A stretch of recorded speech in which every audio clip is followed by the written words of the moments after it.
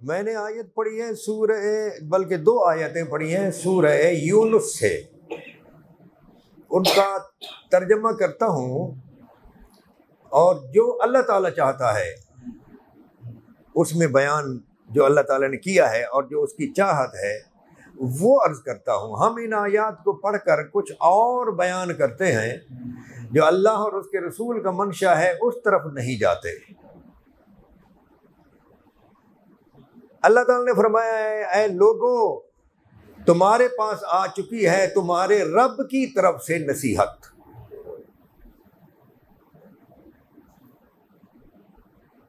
وَشِفَاءٌ لِّمَا فِي الصُّدُورِ، اور وہ چیز جو سینوں میں روگ ہیں، سینوں میں جو بیماریاں ہیں ان کے لیے شفا،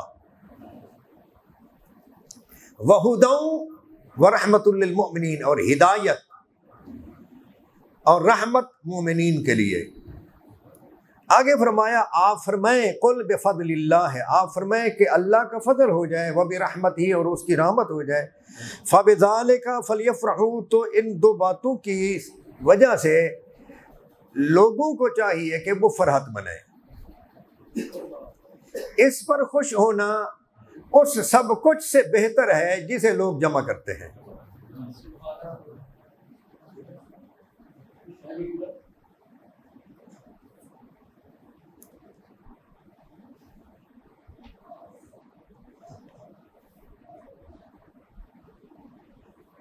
اب یہ قل بفضل اللہ وبرحمتہ پڑھ کر کے نا ہم 5-4 چیزیں گنتے ہیں، ایک اللہ کا فضل، دوسری اس کی رحمت، اور اس فضل اور رحمت پر چاہیے کہ وہ خوشی منائے، اس کو آیت میں کہا گیا ہے فرحت۔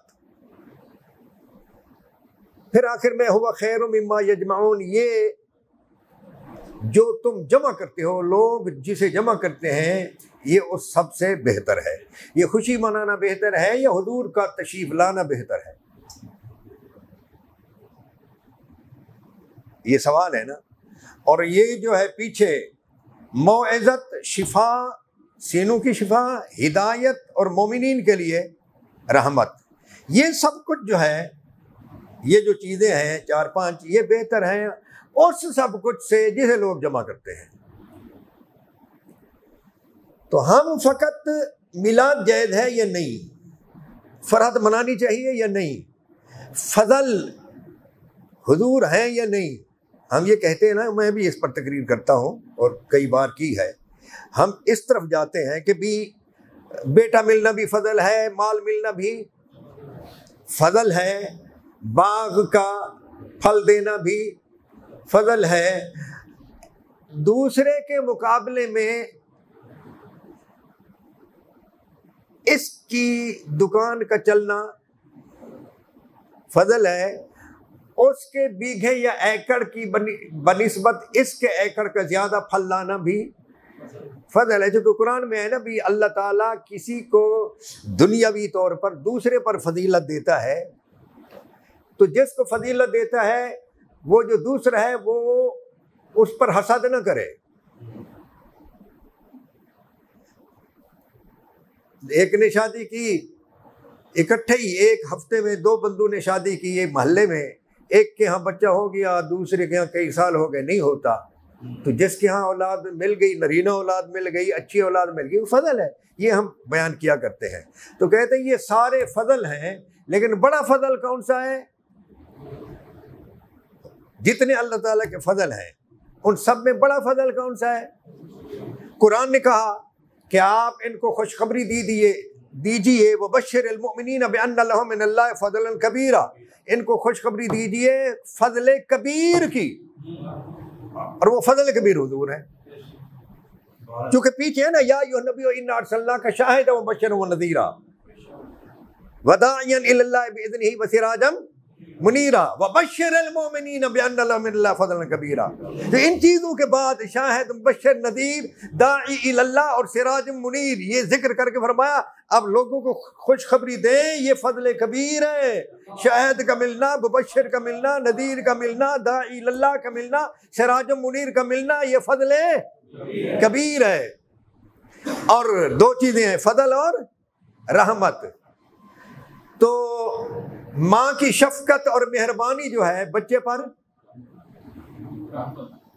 آج میں سن رہا تھا کسی ہندو کا کلام تھا ماں کی شان میں. کیا؟ ماں کی شان میں. تو وہ یعنی اس کو آپ نے سنا ہوگا, اس کا اس طرح کا کوئی جملہ تھا,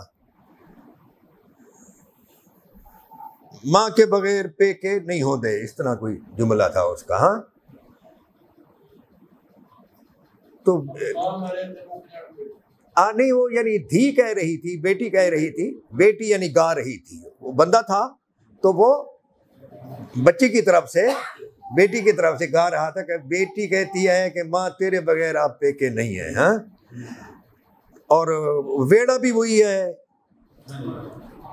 گھر بھی وہی ہے, ماحول بھی وہی ہے, شکل بھی, جغرافیہ وہی ہے, لیکن وہ والا معاملہ نہیں. بھرا بھی جیون. ہاں جی. اور بس اس طرح اس نے یہ کیا. تو ماں ایک ایسی رحمت ہے. ہاں جی. باپ بھی رحمت ہے. اور رحمت پتہ ہے کہتے کس کو ہیں؟ رحمت کہتے ہیں انسان کے لیے. انسان کے لیے بھی نہیں بلکہ مخلوق کے لیے. مخلوق کے لیے لفظ رحمت کا معنی یہ ہے کہ ایک مخلوق دوسری مخلوق کو, ایک مخلوق دوسری مخلوق کو پریشانی میں, تنگی میں, تکلیف میں دیکھے تو اس کی تکلیف دور کرنے کی خاطر اس کے دل میں جو رقت قلبی ہے, دل کا پگھلنا ہے, وہ دلی طور پر مجبور ہو جائے اور اس کی تکلیف کو دور کرنے کی کوشش کرے, اس کے کام آئے. اس کی ضرورت ہے تو ضرورت پوری کرے. یہ جو جذبہ ہے نا, اس کو رحمت کہتے ہیں. اور اس رحمت کا لفظ رحمت کا معنی ہے رقت قلبی, دل کا پسیدنا, دل کا پگھلنا. اور اللہ تعالیٰ کے لیے جب یہ لفظ ہو تو پھر معنی یہ ہے کہ دل کے پگھلے بغیر, کسی کی تکلیف کے بغیر, از خود وہ ہر ایک پر رحمت کرتا رہے. یہ ہے اس کی رحمت. تو ہر چیز, مجھے یاد آ گیا کہ ایک مرتبہ میں دیکھ رہا تھا کہ ایک ہرنی نے نا, یہ فیس بک پر آ جاتا ہے نا, ایک ہرنی نے, وہ ہرنی بچہ دے رہی تھی, آدھے سے زیادہ نکل چکا تھا, تو اس کی نگاہ پڑ گئی کہ شیر آ رہا ہے, تو وہ بھاگنے لگی. بچہ وہیں نکل گیا, تازہ بچہ. ہرنی بھاگ گئی, شیر آیا اور اس پر آ کر کھڑا ہو گیا اور دیکھتا رہا, دیکھتا رہا, دیکھتا رہا, دیکھتا رہا, اور یوں دیکھے پھر یوں دیکھے, وہ کدھر بھاگ گئی اس کی ماں. اور پھر وہ نرمی سے اس کو پکڑا اور لے گیا, اور پھر اس کو بہلانے لگا, ہے جی, اس کا خیال کرنے لگا. یہ رحمت ہے. اپنے بیٹے کے لیے تو اور زیادہ ہوتی ہے جی. وہ بھینس کو میں نے دیکھا کہ کئی بھینسیں تھیں, شیر آ گیا, ساری بھینسیں بھاگ گئیں, اور وہ خود بھی اکیلی ہوتی تو بھاگ جاتی, لیکن اپنے بچے کے لیے کبھی یوں پھرتی ہے, کبھی یوں پھرتی ہے. یہ ہے رقت قلبی, دل کا پگھلنا. اللہ تعالیٰ دل کے پگھلے بغیر ہر ایک پر رحمت کرتا ہے. اب رحمت استاد میں بھی ہے, رحمت مرشد میں بھی ہے, رحمت باپ میں بھی ہے, رحمت ماں میں بھی ہے, ہر ایک میں رحمت ہے. تو مرشد جو ہے وہ اپنے مریدین کے لیے, استاد جو ہے وہ اپنے شاگردوں کے لیے رحمت, اور ماں جو ہے اپنی اولاد کے لیے رحمت. لیکن کوئی بھی مخلوق یا کوئی بھی انسان عالمین کے لیے تو رحمت نہیں ہے.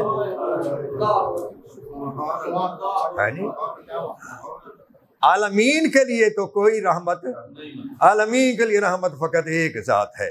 وَمَا أَرْسَلْنَاكَ إِلَّا رَحْمَةً لِّلْعَالَمِينَ.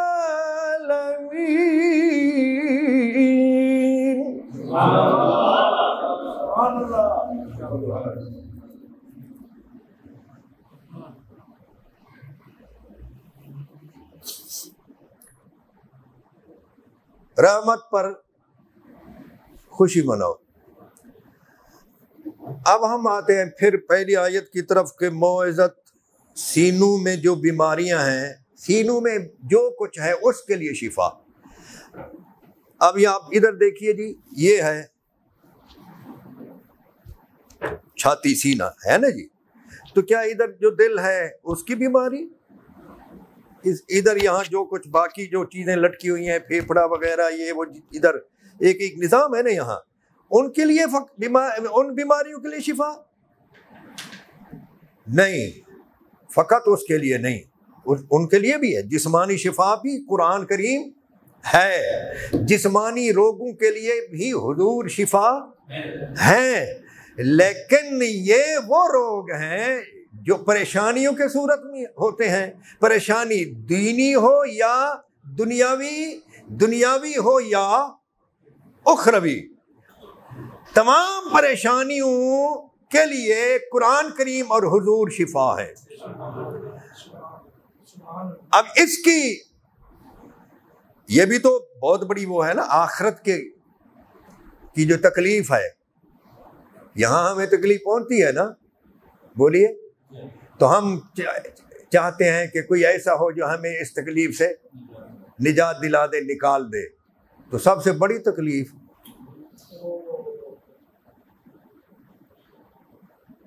لیون الملک اليوم، آج کے دن کون بادشاہ ہے؟ تو اسے پوچھو تو پہلے بادشاہ نہیں ہے؟ پہلے بھی تو بادشاہ ہے نا اللہ تعالیٰ، تو اس دن کا کیوں فرما رہا ہے؟ اور حضور فرماتے ہیں، ایک جگہ تو فرماتے ہیں انا سید ولد آدم، میں اولاد آدم کا سردار ہوں، ایک جگہ فرماتے ہیں انا سید الناس یوم القیامہ، میں قیامت کے دن تمام لوگوں کا سید ہوں۔ تو اس دن جو تکلیف ہوگی، اس تکلیف کو کون دور کرے گا؟ جس دن میں آپ کے پچھلے سارے دن جمع ہو جائیں گے۔ اللہ تعالیٰ نے اس لیے نہیں فرمایا کہ میں اس دن کا مالک ہوں، مالک تو وہ ان دنوں کا بھی ہے، لیکن فرماتے ہیں مالک یوم الدین، روز حساب کا مالک۔ کیوں فرماتا ہے؟ اس لیے کہ وہ ایک روز ایسا ہوگا جس میں آپ کے تمام ایام اور آپ کی تمام راتیں اور آپ سے پہلے جو مخلوق گزر گئی ہے ان کے تمام دن اور تمام راتیں اس ایک دن میں جمع ہو جائیں گے، اور وہ جمعہ کا دن ہوگا، اس لیے جمعہ کے دن کو سید الایام کہا جاتا ہے، تمام دنوں کا سردار۔ اور حضور کو کہا جاتا ہے سید الانام، مخلوق کے، لوگوں کے سردار۔ کیوں؟ فرمایا اس لیے کہ جب پوری مخلوق کے سارے دن ایک ہی دن میں جمع ہو جائیں گے، اور ہر رات اور ہر دن کی بلوغت کے بعد، بلوغت کے، یہ اس کا احسان ہے جی، بلوغت کے بعد جس کسی بندے نے دنیا میں جتنے دن گزارے ہوں گے، ان تمام دنوں کو، ان تمام راتوں کو سامنے لا کر، اس کے سامنے لا کر کھڑا کر دیا جائے گا، اور وہ اپنی تمام راتوں کو اور اپنے تمام دنوں کو اپنے سامنے دیکھے گا۔ قرآن میں ایک مقام پر ہے یُنَبَّأُ الْإِنسَانُ يَوْمَئِذٍ بِمَا قَدَّمَ وَأَخَّرَ، ہم آگاہ کر دیں گے انسان کو، یعنی آگاہ کر دیا جائے گا انسان کو جو اس نے پہلے کیا، جو اس نے بعد میں کیا۔ آگے فرمایا دکھتی رگ پر ہاتھ رکھتے، بَلِ الْإِنسَانُ عَلَى نَفْسِهِ بَصِيرًا، بلکہ انسان جو کچھ ہے وہ اپنے آپ کو جانتا ہے، وَلَوْ أَلْقَىٰ مَعَاذِيرَ، بہانے بناتا رہے تو اس کی مدد۔ قرآن ہے، یہ چیز ہے جس کی طرف ہم نہیں آتے، یہ چیز ہے انسان کے لیے رحمت کے، یہ حضور نے آ کر بتا دیا کہ دنیا کیسے گزارو ہے جی۔ میں پرسوں ترسوں میں نے قرآن کریم کی مختصر تفسیر کر رہا ہوں عمراء لوگوں کے لیے۔ کس کے لیے؟ گمراہ نہیں، عمراء، دولت مند، پڑھے لکھے، یہ لوگ جو ہے نا دولت مند کھاتے پیتے لوگ، ان کے لیے اس میں وہ جو مذہبی انتشار وغیرہ جو ہوتا ہے نا اس کو نہیں میں نے آنے دیا. یہ عملی دنیا جو ہے نا، عملی زندگی، اس کو میں نے زیادہ وہ کیا ہے. تو میں ایک آیت پڑھ رہا تھا حضرت، فَأَمَّا مَنْ أُوتِيَ كِتَابَهُ بِيَمِينِهِ. آدمی جب خود پڑھتا ہے نا کسی چیز کو اس کو زیادہ سمجھ آتی ہے. فرمایا جس کو اس کا نام اعمال سیدھے ہاتھ میں دیا جائے گا تو وہ خوش ہو کر کہے گا ہاؤ مقرؤ کتابی، آؤ یار میرا نام اعمال پڑھو. انی ظننت انی ملاق حسابیہ، میں یہ سمجھتا تھا مجھے میرا نام اعمال اسی طرح ہی ملے گا. فہو فی عیشۃ راضیہ، وہ بہت ہی عیش میں اور خوشی کی زندگی میں ہوگا. فی جنت عالیہ، بلند و بالا جنت میں، باغوں میں. قطوفہا دانیہ، جس باغ کے پھلوں کے، جس باغ کے درخت کے پھلوں کے خوشے جو ہیں لٹکے ہوں گے اور اس کے قریب ہوں گے. بس پکڑ لے. کہا جائے گا کلو واشربوا ہنیئا بما اسلفتم فی الایام الخالیہ، کھاؤ اور پیو اس لیے کہ تم نے بہترین زندگی گزاری تھی. آگے وہ اما من اوتی کتابہ بشمالہ، اور جس کے بولیے بائیں ہاتھ میں نام اعمال دیا جائے گا تو وہ کہے گا لم اوت کتابی، یا لیتنی لم، کاش مجھے میرا نام اعمال آج دیا ہی نہ جاتا. ولم ادر ما حسابیہ، اور میں اپنے حساب سے آگاہ ہی نہ ہوتا. یا لیتہا کانت القاضیہ، کاش موت نے ہی میرا قصہ ما اغنی عنی مالیہ، مجھے میرے مال نے کوئی فائدہ نہ دیا. ہلاک عنی سلطانیہ، بلکہ میری طاقت نے ہی مجھے ہلاک کر دیا. خذوہ فغلو، اس کو پکڑو اور توک ڈالو. ثم الجحیم صلو، پھر جہنم میں لٹکا دو. ثم فی سلسلۃ ذرعہا 70 ذراعا فاسلکوہ، پھر اس کو 70 گز لمبی زنجیر پہنا دو. کیوں؟ یہ کیا ہو گیا؟ آگے ذرا دیکھیں جی. یہ وہ قرآن ہے جسے حضور لے کر آئے، یہ وہ سینوں کی بیماریاں ہیں جن کے لیے یہ قرآن شفا ہے. تو باتیں دو بیان کی ہیں وہاں،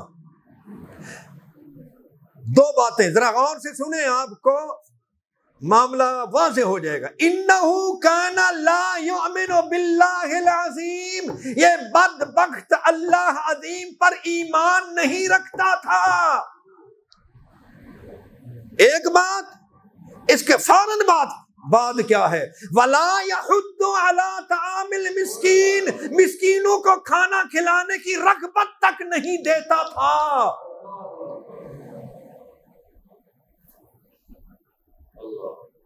میں نے کہا یہ اللہ پر ایمان نہ رکھنے کے بعد فوراً یہ چیز. پھر مجھے فوری طور پر ایک اور صورت یاد آئی تو وہاں میں نے لکھ دیا کہ قارئین سے گزارش ہے کہ یہاں سورۃ الماعون کو شامل کر لے. ارأیت الذی یکذب بالدین، کیا آپ نے دیکھا ہے دین کے جھٹلانے والے کو؟ ہم بتاتے ہیں فذلک الذی یدعو الیتیم، وہ ہے جو یتیموں کو دھکے دیتا ہے. ولا یحض علی طعام المسکین، اور مساکین کو کھانا کھلانے کی رغبت نہیں دیتا. فویل للمصلین، ہے ایسے نمازیوں کے لیے ہلاکت ہے، ایسے لوگوں کے لیے نہیں ہے. فویل للناس، فویل للکافرین، فویل للمشرکین، ایسے لوگوں کے لیے، ایسے کافروں کے لیے، ایسے مشرکوں کے لیے نہیں. فویل للمصلین، ایسے نمازیوں کے لیے تباہی ہے. الذین هم عن صلاتهم ساہون، جو نمازوں کو بھلا بیٹھے ہیں. الذین هم یراؤن، جو دکھلاوا کرتے ہیں. ویمنعون الماعون، اور عام استعمال میں آنے والی چیزوں کو بھی روک رکھتے ہیں. گلاس دینا جی، ہمسایہ بولتا ہے جگ دینا، ڈول دینا، دراتی دینا، کلہاڑی دینا، ہانڈی دینا، بڑا ذرا دیگچہ دے دینا.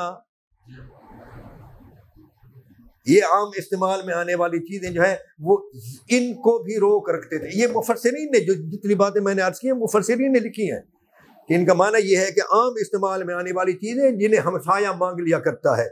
کبھی کوئی ہل مانگ لیتا ہے، کبھی کوئی بیل مانگ لیتا ہے، کبھی کوئی پنجالی مانگ لیتا ہے، کبھی کوئی ڈائریکٹر مانگ لیتا ہے، آریتن چیزیں کیوں جی یہی ہے نا.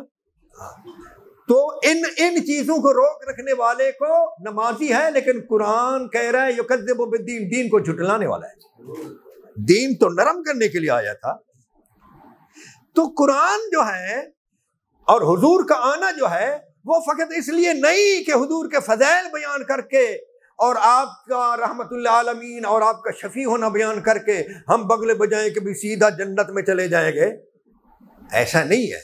اگر یہ چیزیں ہمارے اندر پیدا نہ ہوں جو حضور پیدا کرنے کی خاطر بھیجے گئے، یہ چیزیں ہمارے اندر پیدا کرنے کی خاطر حضور کو بھیجا گیا.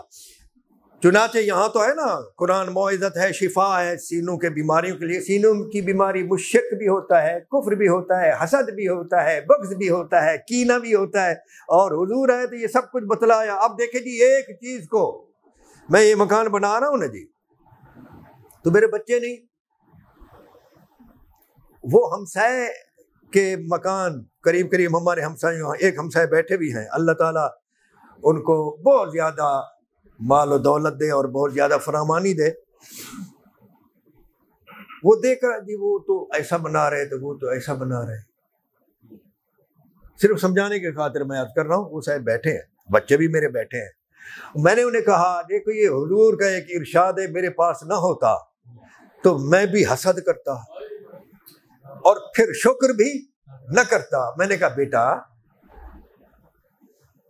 جو کچھ تمہیں مل چکا ہے نا اس کو دیکھو. ہاں جی، یہ آج ایک اور بات بھی ہوئی، آج ہی ہوئی. یہ سامنے اس کے لیے جو واش روم ہے اور سامنے ایک کمرہ ہے، اس کا ایک واش روم ہے، اس کو میں ابھی تک نہیں بنوا سکا. اس کو تیار کر لیا، یہ میری لائبریری ہے.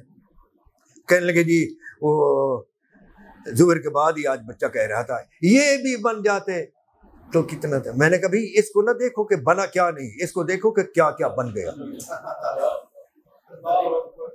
تو وہ حدیث جو ہے نا کہ میں نے ہمسائے کو دیکھا، ہمسائے کی فصل دیکھی، ہمسائے کا مکان دیکھا، ہاں جی، تو اس کو دیکھ کر پھر میرے دل میں کیا کیا آیا. اس کے لیے حضور نے فرمایا لا تنظروا الی من هو اعلی منکم وانظروا الی من هو اسفل منکم. اس کی طرف نہ دیکھو جو تم سے اونچا ہے، اس کی طرف دیکھو جو تم سے نیچا ہے. ہاں جی، یہ حضور اس لیے ہے. اور نبی یاد رکھنا، ہر نبی کا آنا جو ہے وہ فقط بندے کی گردن بتوں سے ہٹا کر رب کے سامنے جھکانے کے لیے ہی نہیں آیا، بلکہ دنیا میں کیسے رہنا ہے، دنیاوی معاملات میں کیسے رہنا ہے، یہ سکھانے کے لیے آیا ہے. اسی لیے فرمایا کہ اگر کوئی نمازی ہو، غازی ہو، حاجی ہو، لیکن عبادات کا دھنی ہو، دنیاوی معاملات میں لوگوں کے ساتھ لین دین میں صاف ستھرا نہ ہو تو وہ مومن نہیں ہے. بلکہ فرمایا جس کی زبان اور جس کے ہاتھ سے دوسرا مسلمان محفوظ نہیں تو وہ مسلمان ہی. یہ چیزیں باعث امن ہیں جی.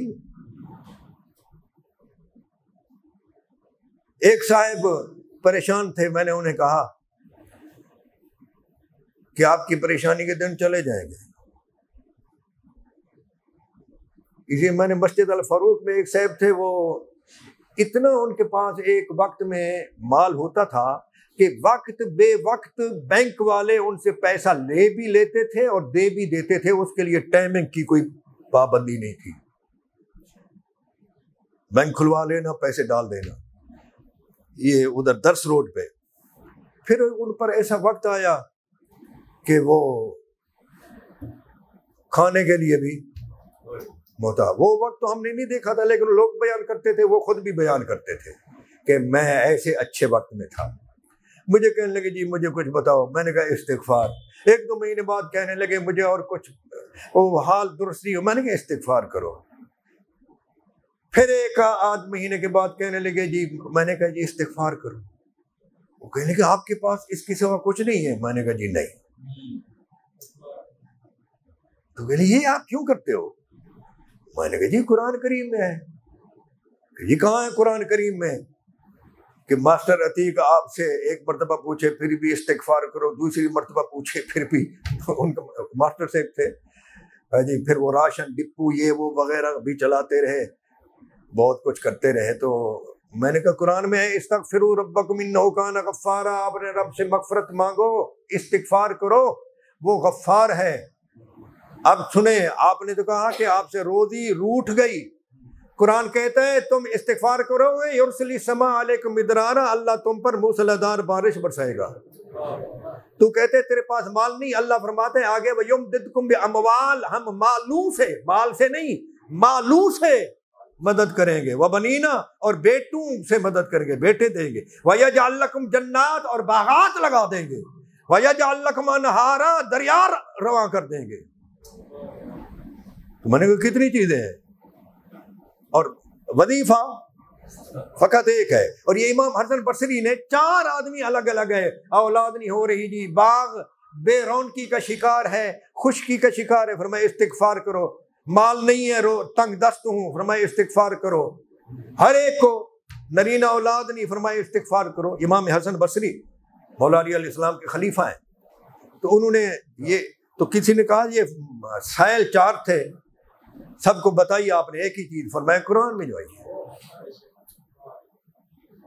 تو میں وہ اپنے ایک پریشان دوست کو کہہ رہا تھا کہ قرآن میں ہے وَلَئِنْ أَذَقْنَا الْإِنسَانَ مِنَّا رَحْمَةً, ہم جب کسی انسان کو اپنی جانب سے رحمت چکھاتے ہیں, مال دیتے ہیں, عیش دیتے ہیں, فراخی دیتے ہیں, اچھی زندگی دیتے ہیں, ثُمَّ نَزَعْنَاهَا مِنْهُ, پھر اس میں سے کچھ چھین لیتے ہیں, إِنَّهُ لَيَئُوسٌ كَفُورٌ, تو وہ بڑا مایوس اور بڑا ناشکرہ ہو جاتا ہے. اور آگے فرمایا وَلَئِنْ أَذَقْنَاهُ نَعْمًا, اور اگر ہم اس کو نعمتیں دیتے ہیں, بَعْدَ ضَرَّاءَ مَسَّتْهُ, تکلیفوں کے پہنچنے کے بعد,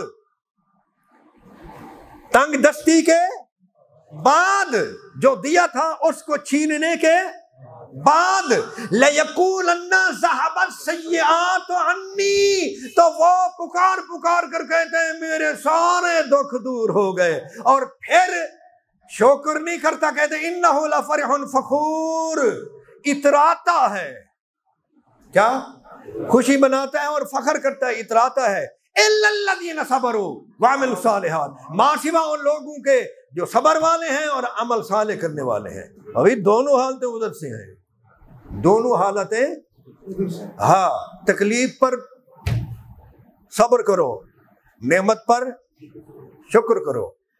تو یہ قرآن یوں ہے. ایک مرتبہ, چونکہ میں قرآن سے یہ چیزیں دنیا بتا رہا ہوں نا, ایک مرتبہ گفتگو میں ایک صاحب نے مجھ سے کہا کہ جی وہ فلاں بندہ ہے تو وہ تو ہمارا قرض نہیں دیتا, اور بعض ایسے ہیں, انہوں نے طبقے بیان کیے, کچھ مذہبی بیان کیے. بعض مذہب والے جو ہیں نا وہ بالکل لین دین میں صاف ستھرے ہیں, بعض ایسے ہیں جو نمازی زیادہ ہیں, میں نام نہیں لیتا, انہوں نے تو نام لیے تھے, یعنی فرقہ یا مکتب کا انہوں نے نام لیا, میں یہاں نام نہیں لیتا. بعض ایسے ہیں جو وہ جبے کبے لیکن لین دین میں اچھے. میں نے کہا قرآن کریم میں ہے کہ اہل کتاب میں سے بعض ایسے ہیں کہ تم انہیں ڈھیروں مال بھی دو تو وہ تمہیں واپس ادا کر دیں گے. اہل کتاب میں سے بعض لوگ ایسے ہیں بکنتار ہیں, تم انہیں ڈھیروں مال دو تو وہ تمہیں واپس, اور بعض ایسے ہیں کہ بے دینار, کہ 1 دینار دو, لا یؤدیہ الیک الا ما دمت علیہ قائما, وہ تمہیں واپس نہیں دے گا جب تک کہ تم اس کے اوپر کھڑے نہ رہو. تو میں نے کہا قرآن میں یہ بھی ہے, قرآن میں فقط نماز روزہ نہیں, یہ بھی ہے. تو جب آپ نے یہ سن لیا تو حضور فرماتے ہیں کہ جو عادتیں اہل کتاب میں یا پچھلے لوگوں میں تھیں, لَتَرْكَبُنَّ سُنَنَ الَّذِينَ مَنْ كَانَ قَبْلَكُمْ, تو پہلے لوگ جو طریقے, جو روش, غلط طریقے پہلے لوگوں کے تھے, وہ ان غلط طریقوں پر تم بھی چلو گے. میں نے کہا جس طرح اہل کتاب میں ڈھیر مال لوٹا دینے والے ہیں اور ایک دمڑی بھی لوٹانے والے نہیں ہیں. یعنی ایسا بھی ہے کہ دمڑی بھی لوٹاتا ہے نہیں. اسی طرح مسلمانوں میں بھی ہے, اسی طرح مسلمانوں میں بھی ہے. تو اگر میں آپ کے سامنے قرآن کریم کے معاملاتی اور دنیاوی پہلو بیان کروں تو آپ پر واضح ہوگا کہ یہ آیات میلاد جو ہیں یہ فقط حضور کا ذکر میلاد کر کے خوشی منانے کے لیے نہیں ہے. آپ یہاں تک دیکھیں نا جی, آپ یہ کہتے ہیں اللہ کا احسان ہے کہ اس نے مومنین اللہ نے مومنین پر احسان کیا. آیت کیسے ہے؟ یہی ہے نا جی. کیوں؟ اذ بعث فیہم رسولا, کہ اس نے ان میں رسول کو بھیجا, من انفسہم, انہی میں سے, فرشتوں میں سے نہیں, انہی میں سے. یتلو علیہم آیاتی, جو ان پر اللہ تعالیٰ کی آیات کی تلاوت کرتا ہے, یعنی قرآن سناتا ہے. ویزکیہم, انہیں پاک کرتا ہے. ویعلمہم الکتاب والحکمہ, اور انہیں کتاب اور حکمت سکھاتا ہے. یہ چیزیں جب آپ نے سن لی, اگلا جملہ جو ہے نا اس پوری آیت کا مقصد بیان کرتا ہے. وہ ہے وَإِن كَانُوا مِن قَبْلُ لَفِي ضَلَالٍ مُبِينٍ, اس سے پہلے وہ کھلی گمراہی میں تھے. تو کرم کیا ہوا ہے کہ کھلی گمراہی میں مبتلا لوگوں میں ایسا رسول آ گیا جو قرآن سنا کر ان کے من کو پاک کرتا ہے, انہیں حکمت سکھاتا ہے, انہیں دانائی سکھاتا ہے. اب دانائی یہی ہے نا. مولا علی علیہ السلام نے ایک مرتبہ ارشاد فرمایا, ہم تو تنگ آ جاتے ہیں نا, تو انہوں نے بتایا کیا کہا, عرفت ربی عن فسخ العزائم, میں نے اپنے رب کو اپنے ارادوں کے ٹوٹنے اور اپنے ارادوں کے پورا نہ ہونے سے پہچانا ہے. کہ ایسا لگتا ہے کہ یہ کام تو ہوا ہی, لیکن میں خاص اور عین موقع پر آ کر وہ کام نہیں ہو پاتا. تو کوئی ذات ہے جو اس کو روک دیتی ہے. اور یہ قرآن میں وَاعْلَمُوا أَنَّ اللَّهَ يَحُولُ بَيْنَ الْمَرْءِ وَقَلْبِهِ, یاد رکھو اور جان لو. وَاعْلَمُوا, جان لو, یاد رکھو, اللہ بندے اور اس کے قلب کے درمیان حائل ہو جاتا ہے. یعنی قلب سے مراد یہاں ارادہ ہے, جو خواہشیں اور ارادے ہوتے ہیں.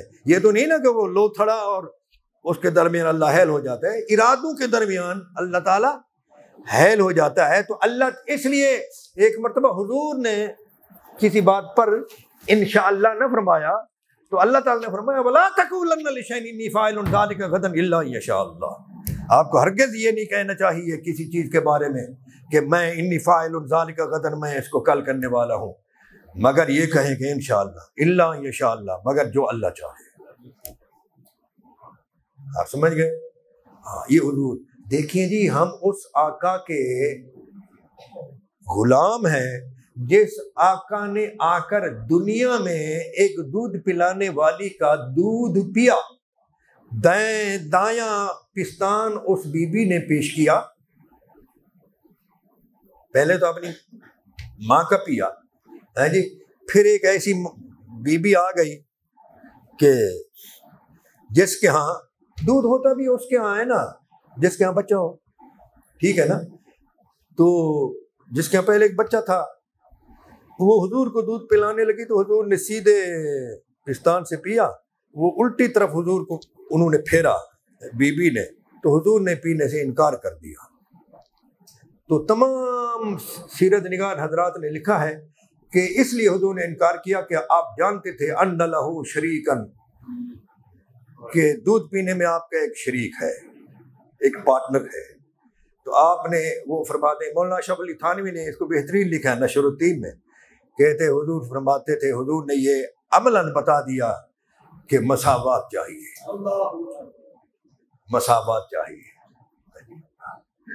یہ باتیں بیان کرتے رہو تو ختم نہیں ہوتی.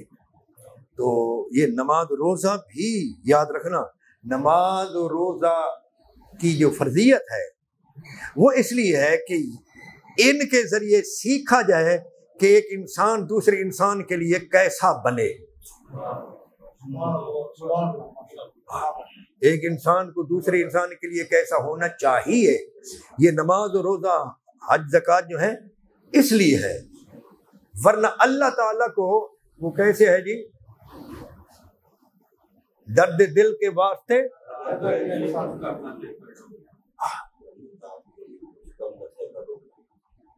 آپ سمجھ گئے نا؟ تو میلاد کا ایک پہلو یہ بھی ہے، میلاد النبی کا ایک پہلو یہ بھی ہے جسے ہم نے بھلا رکھا ہے. ہمیں پریشانی میں بھی گھبرانا نہیں چاہیے، اور خصوصاً جو میلاد کا یعنی حضور کی آمد کا، میلاد کا معنی حضور کی تشریف آوری کا جو مقصد ہے وہ یہ ہے کہ انسانیت کی پہچان آ جائے. اور کچھ بیان کرنا چاہتا تھا، اس طرف نہیں جاتا. حضور کا ایک ارشاد ہی ذہن میں آ گیا ہے، تم میں سے ہر ایک شخص راعی ہے، رعیت والا ہے، رعایا والا ہے. تم میں سے ہر شخص رعایا والا ہے. ہماری اولاد ہماری رعایا ہے جی. استاد کی رعایا اس کے شاگرد، ٹھیک ہے نا جی. تو کسی بھی مسند حکمرانی پر بیٹھا ہوا جو ہے اس کے ماتحت لوگ اس کی رعایا ہے. تم میں سے ہر ایک شخص راعی ہے اور اس کی رعایا ہے، اور ہر ایک سے اس کی رعایا کے بارے میں پوچھا جائے گا. میں نے کل لکھا تھا ایک جگہ پر فیس بک پر کہ یہ بڑی بدقسمتی ہے کہ ملک میں نیچے سے لے کر اوپر تک جھوٹ ہی جھوٹ چل رہا ہے، اور ہمارے حکمران جو ہیں سب سے زیادہ جھوٹ وہ بول رہے ہیں، اور گن پوائنٹ پر جھوٹ بلواتے ہیں، نہ بولو تو مارتے ہیں. ہے یہ نہیں؟ اور جھوٹ جو ہے لعنت کا سبب ہے. کیا ہے؟ قرآن میں ہے نا، جھوٹے پر لعنت ہوتی ہے. تو جو جھوٹ بولے وہ ملعون ہے، لعنتی ہے. کیا ہے؟ لعنتی. ایک سفر میں حضور جا رہے تھے، ایک بندے نے اپنے اونٹ کو چابک بھی مارا اور گالی بھی دے دی، لعنتیا چل تو سارے پیچھے پیچھے چل. حضور نے فرمایا پرے ہو، پرے کر، لعنتی اٹھ نو سارے قافلے تو پرے کر. اسی اس قافلے سے لعنتی اٹھ نہیں رکھنا چاہتے. حدیث ہے جی حضرت، یہ حدیث ہمارے خود پڑھی ہے. ہمارے ساتھ لعنتی اونٹ کو لے کر مت چل، تو نے اس پر لعنت کی ہے. تو ہم اس دور میں رہ رہے کہ ہم پر لعنتی حکمران ہیں. جھوٹ بولتے ہیں، جھوٹ بلواتے ہیں، جھوٹ نہ بولو. ایک وقت ایسا بھی تھا کہ بعض ایسے خلفائے راشدین کے بعد کچھ ایسے بادشاہ آئے، وہ جھوٹ بلواتے تھے، نہ بولو تو مارتے تھے، اور حضرت علی پر سب و شتم اور لعنت کرنے کا آرڈر کرتے تھے. اگر نہ کرو تو وہ قتل کرا دیتے تھے. یہ بادشاہوں کی عادت ہوتی ہے، بادشاہوں کی.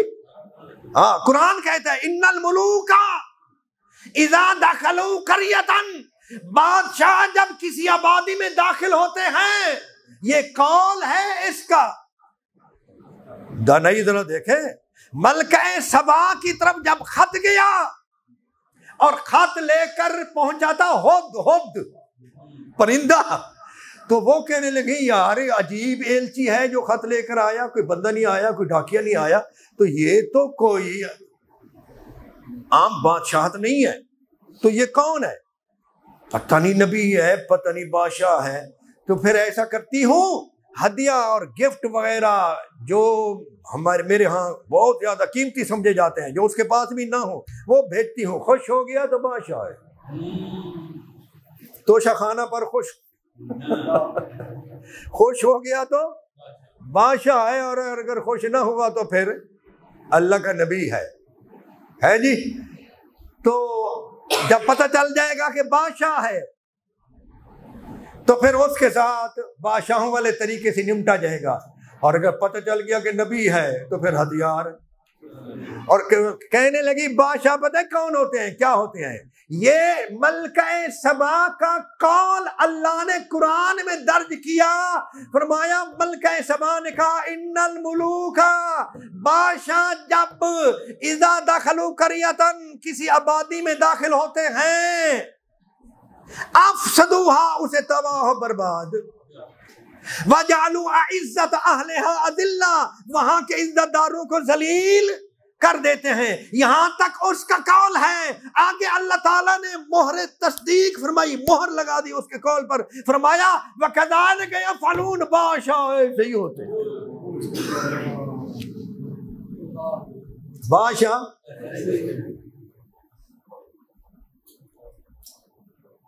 تو دوستان گرامی، قرآن کریم میں یہ بھی آیا ہے کہ بادشاہ کیسے چنو. قرآن کریم نے آپ کو یہ بھی بتلایا، نماز کا ذکر ڈھونڈنے والوں، وضو کا ذکر ڈھونڈنے والوں، شفاعت کا ذکر ڈھونڈنے والوں، قرآن کریم نے یہ بھی فرمایا ہے. اور کسی کا قصہ ہزاروں سال پہلے ایک کوئی بدبخت گزرا، ہزاروں سال پہلے کوئی نیک بخت گزرا، قرآن میں ان کے جو قصے ہیں خام خواہ ہیں، عبرت کے لیے ہے نا. بیان کرتے کرتے اللہ تعالیٰ فرماتا ہے ان فی ذلک لعبرۃ لأولی الابصار. خاص دوربین رکھنے والے، دور اندیش لوگ جو ہیں ان کے لیے ان قصوں میں عبرت کا معنی غور کرنے کی جگہ ہے. اب ایک ایسا بادشاہ جس نے کہا میں خود اعلی رب ہوں. اللہ تعالی نے فرمایا فرعون نے زمین میں بلندی چاہی، تکبر کیا اور اپنے ملک کو، اپنی حکومت کو دوام بخشنا چاہا، تو پھر اس نے کیا کیا؟ وَجَعَلَ أَهْلَهَا شِيَعًا، زمین کے باشندوں کو اس نے گروہ گروہ میں تقسیم کر دیا. فلاں لیگ، فلاں لیگ، فلاں پارٹی، فلاں پارٹی، فلاں پارٹی، امیر پارٹی، غریب پارٹی، یہ وہ قرآن ہے جی. وَجَعَلَ أَهْلَهَا شِيَعًا، گروہ گروہ کر دیا اور ان کو آپس میں لڑا دیا. خود مزے میں ہے، نون کو میم سے، میم کو شین سے. یہ اگر اکٹھے ہو جائیں تو جو زبردستی بیان دلوانا چاہتا ہے وہ کچھ کر سکے گا. لیکن ہم قرآن میں غور نہیں کرتے، ہم تو صرف نماز تک رہتے ہیں. ہم قرآن میں غور نہیں کرتے نا. ہم قرآن میں غور کر لیں تو پھر ایک دن کے لیے بھی کوئی باطل بادشاہ ہے یا باطل کمپنی ہے ایک دن بھی گزار نہیں سکتی. آج میں نے میلاد کا حصہ قرآن کریم سے آپ کے سامنے یوں رکھا ہے. اللہ تعالی ہمیں سمجھنے کی توفیق عطا فرمائے.